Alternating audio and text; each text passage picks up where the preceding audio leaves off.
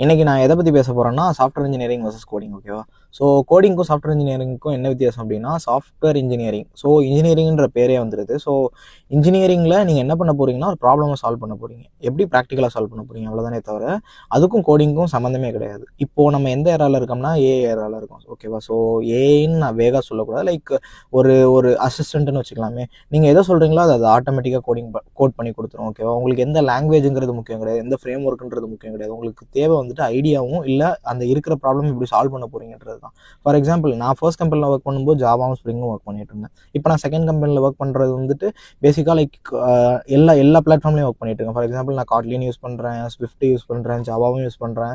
So mobile application develop பண்ணிட்டு இருக்கேன், web application develop பண்ணிட்டு இருக்கேன். ஸோ எல்லாமே எதிர்பார்ப்பாங்க. ஸோ இப்போ நீங்கள் ஒரு மிட்-டயர் கம்பெனிக்கு போகிறீங்க அப்படின்னா அந்த இடத்துல வந்துட்டு நீங்கள் எதிர்பார்க்குற மாதிரி உங்களுக்கு வந்துட்டு ஒரு ஜாவாவோ ஸ்ப்ரிங்கோ ஒரு பேஸ் செட்டில் கொடுத்துரும். பட் லைக் நீங்கள் ஓரளவு குட் ப்ராடக்ட் பெஸ்ட்டுக்கு போகணும் அப்படின்னு நீங்கள் யோசிக்கிறீங்க அப்படின்னா அந்த சமயத்தில் வந்துட்டு நீங்கள் லாங்குவேஜ்னு பார்க்கக்கூடாது, எப்படி நான் இன்ஜினியராக இருக்க போகிறேங்கிறத தான் பார்க்கணும். ஓகேவா?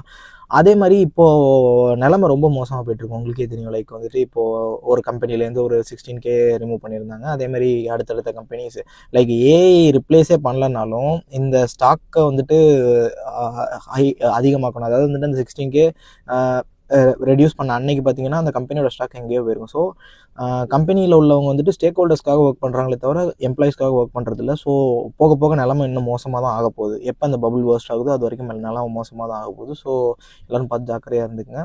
அதே மாதிரி ப்ராடக்ட் மைண்ட் செட்டுக்கு வாங்க. தேங்க்யூ.